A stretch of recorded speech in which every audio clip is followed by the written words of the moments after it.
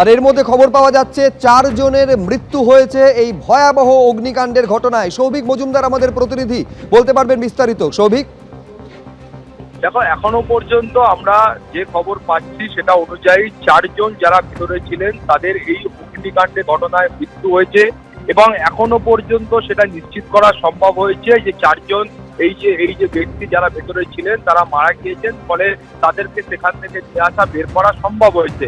কিন্তু এখনো অন্য আরো কোনো ব্যক্তি আটকে রয়েছেন কিনা সেই বিষয়টার জন্য এখনো তল্লাশি অভিযান চলছে, উদ্ধার কার্য চলছে।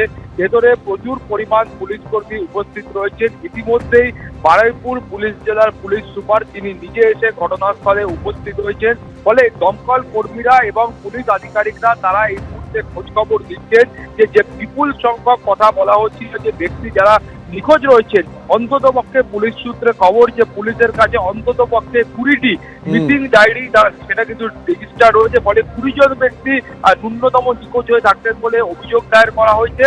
সেই মর্মে খোঁজ খবর চলছে। এখনো পর্যন্ত 4টি মৃতদেহ উদ্ধার করা সম্ভব হয়েছে। তাদের পরিচয় কিছু জানা গেছে সৌভিক?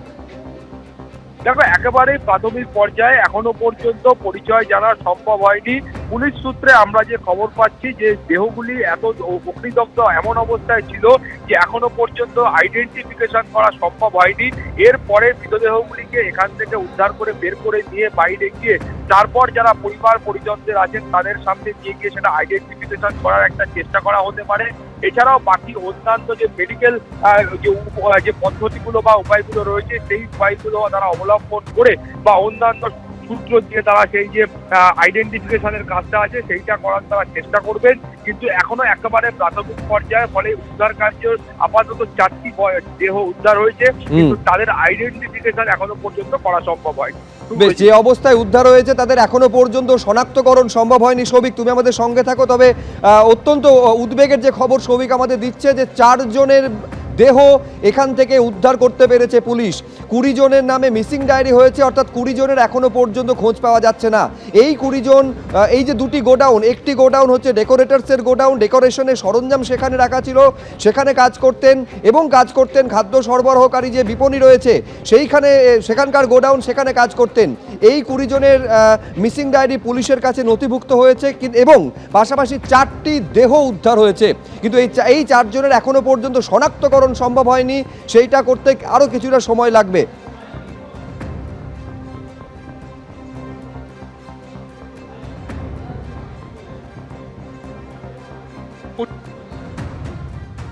পরিবারের কে কাকে খুঁজে পাচ্ছে? আমার পরিবারের 2 জন, আমার স্বামী আর আমার ভাসুরের ছেলে। কি নাম ওনাদের? আমার স্বামীর নাম গোবিন্দ মণ্ডল আর আমার ভাসুরের ছেলে রামকৃষ্ণ মণ্ডল। এরা 2 জন কোথায়? খোঁজ পাননি কিছু? লাস্ট কখন কথা হয়েছিল? রাত 9টার সময়। কি বলেছিলেন উনি? বলেছিল খেয়ে দিয়ে শুয়ে পড়তে, আর ও খাওয়া দাওয়া করছে, খেয়ে দিয়ে শুয়ে পড়বে। এবারে আজকে ছুটি হয়ে গিয়েছিল, জানে বাড়ি আসবে। পরবর্তী ক্ষেত্রে কি কোন রকম কোনো খোঁজ খবর পাচ্ছেন না? ফোন বন্ধ? ঠিক আছে, রেখে দাও। ছোট ছেলে মারা গেছে আর গোবিন্দ ছোট ভাই মারা গেছে, বহু লোক মারা গেছে। আমি সরাসরি চলে যাব একেবারে ঘটনাস্থলে। অর্ণব মুখোপাধ্যায় আমাদের সঙ্গে রয়েছে। অর্ণব, অত্যন্ত উদ্বেগের এবং দুর্ভাগ্যের বিষয় যে 4 জনের মৃত্যু হয়েছে, 4টি দেহ উদ্ধার হয়েছে সেখান থেকে বলে জানা যাচ্ছে। কি খবর পাচ্ছ? যদি কোথাও কোনো অভিযোগ থেকে থাকে সেগুলো আমরা দেখছি। আমরা কিন্তু চ্যানেল তো আমরা কিন্তু আছি সবার সাথে।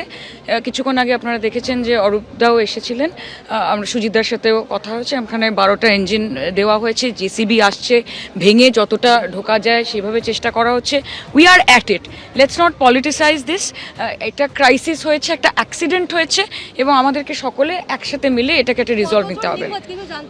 এখন অবধি দেখো এক্স্যাক্ট ফিগার আমি বলতে চাই না, কারণ সেটা বিভ্রান্তিকর হবে। এটা প্রশাসনিকভাবে পুলিশ রয়েছে এবং যত আরো বেশি ভেতরে যাওয়া যাবে তত বেশি আইডেন্টিফাই করা যাবে, এক্স্যাক্ট ফিগার তারপরেই বলা যাবে।